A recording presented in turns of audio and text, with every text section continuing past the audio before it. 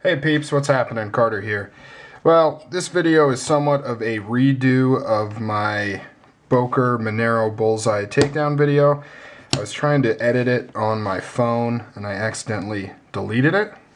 So rather than reload it, I'm just going to kind of redo it, sort of, because I've got some additional stuff that I wanted to add.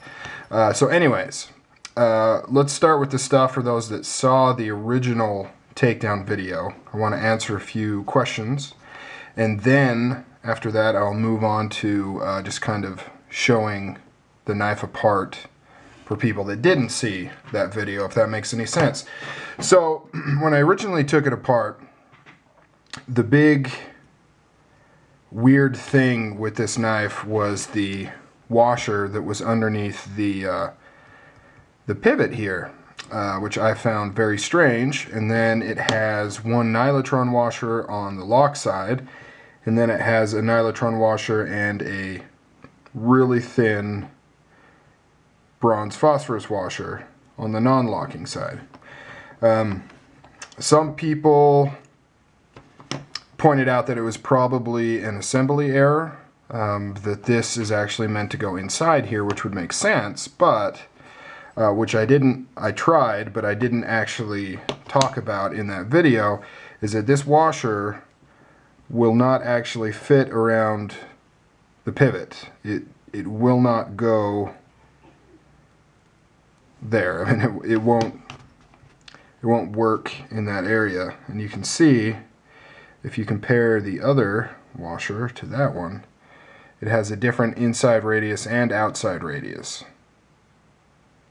So this is not the same as the washer that is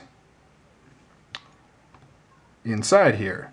It fits perfectly inside there for some reason, and will not, it will not go inside the knife. It goes outside the knife.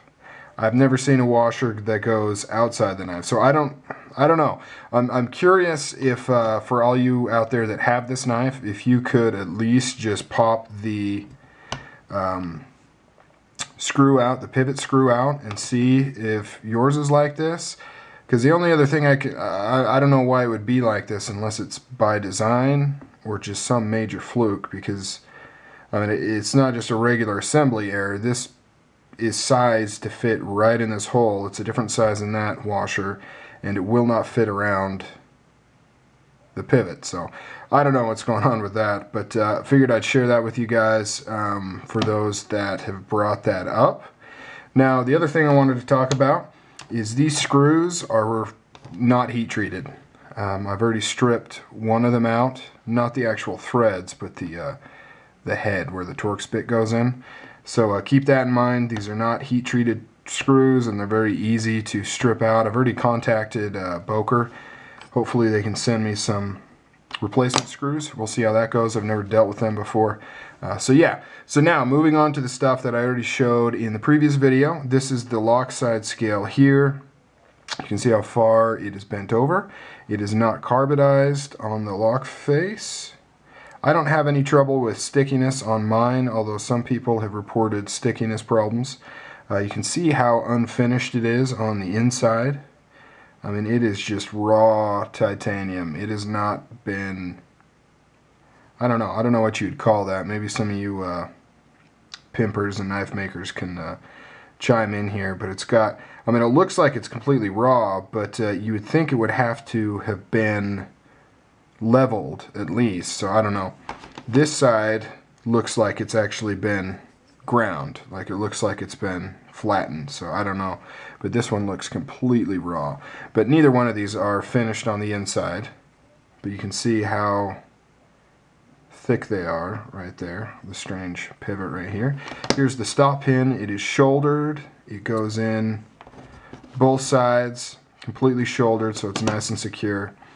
The pivot is not huge. It's not teeny, but it's not particularly large. The lock face on here has a very steep radius. Oh, sorry, this is actually Kool-Aid, not blood. Sorry, guys. It's got quite a steep radius on there. With where it locks up, it actually hits that flat part over on this side. But the concern with this is that as it wears over, it'll start hitting the steep incline, which is going to make it start to slip and slide down. You know, I don't know if that's going to happen for sure. That's just speculation. Those are some concerns that people have with this knife, and I guess Boker does that quite a bit, that lock face. So yeah, keep that in mind. But, you know, like I said, take that with a grain of salt. Don't put the wagon before the horse. As of right now, I have no reason to believe that it's going to cause an issue, but I have seen similar lock faces have that issue, so take that for what it's worth. It is what it is. Here is the titanium backspacer with the checkering on it. And previously, in my first version of this video, I'd mentioned that I didn't know what these cutouts were for, but a lot of people chimed in and said it was probably wire cutting marks, or probably not water jet. I think those are thicker, but it just has to do with running this through the cutting, so it's just one solid. So these aren't drilled, these are actually cut out holes. So it comes through and it just in one continuous motion goes through and cuts all those. So that's what those are for. But yeah, and somebody else had mentioned, you know, how confident I was that this is titanium. I am pretty confident, basically 100% that this is titanium. The only other substance that it really could be is aluminum, and it is, it's too dark to be aluminum. It really is. Titanium, especially when bead blasted, gets this kind of nice dark gray color to it. Aluminum is much lighter. It's actually closer to, not quite like this, but it's a lot lighter. So I mean, this looks like titanium.